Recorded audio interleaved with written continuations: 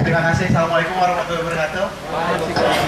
Terima kasih Bu Hera yang sudah mempersilahkan saya. Ya, seperti biasa, nama saya Rawan masih belum berubah.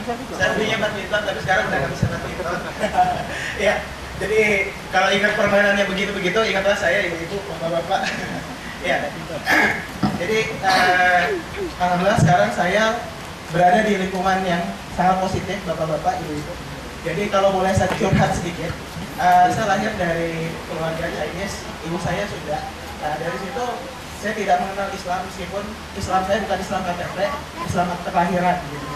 Jadi saya baru bisa ngaji itu satu SMP, ibu-ibu. Ngajinya pun banyak alif, batasa. Semenjak dari situ satu SMP sekitar tahun 98 dari situ saya merasa setelah mengenal Islam lebih jauh kok makin lama makin enak ya. Terutama waktu SD seperti Mas Rangga ini, Mas Randy itu banjir prestasi, sedangkan saya minim prestasi. Dari 40 siswa saya ranking 38, 39, 30. Pokoknya itu terus deh. Paling tinggi itu ranking 35 dari 40. Nah, itu paling tinggi ya.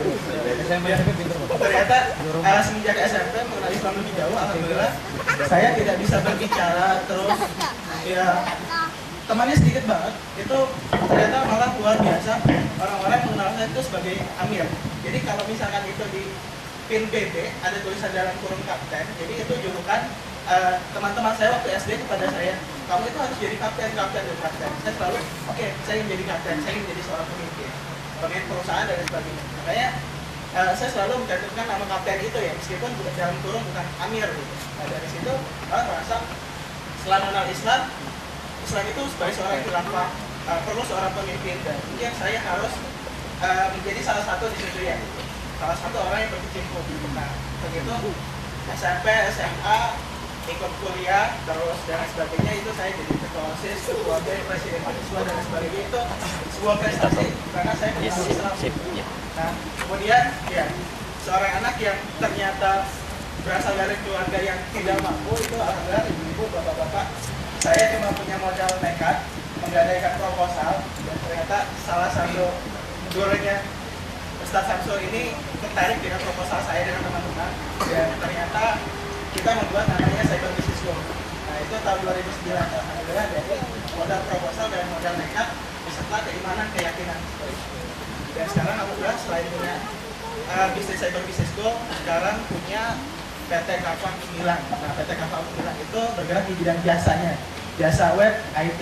Nah, mungkin dari bapak-bapak, ibu-ibu yang punya bisnis tapi ingin penghasilannya bertambah lewat online, siapa? Ya, kayaknya saya. Bisa menghubungi saya, ya, bisa menghubungi saya, dan mungkin itu saja promosi dari saya. Mungkin terakhir ya, semalam itu saya panas loh, 3 hari 4 hari ke belakang, karena memang ditanya, Mas Rizky, udah nikah belum sih? Belum. Iya. Siapa di sini yang punya? Ya. Siapa di sini di antara bapak-bapak, ibu-ibu yang punya anak dan ingin?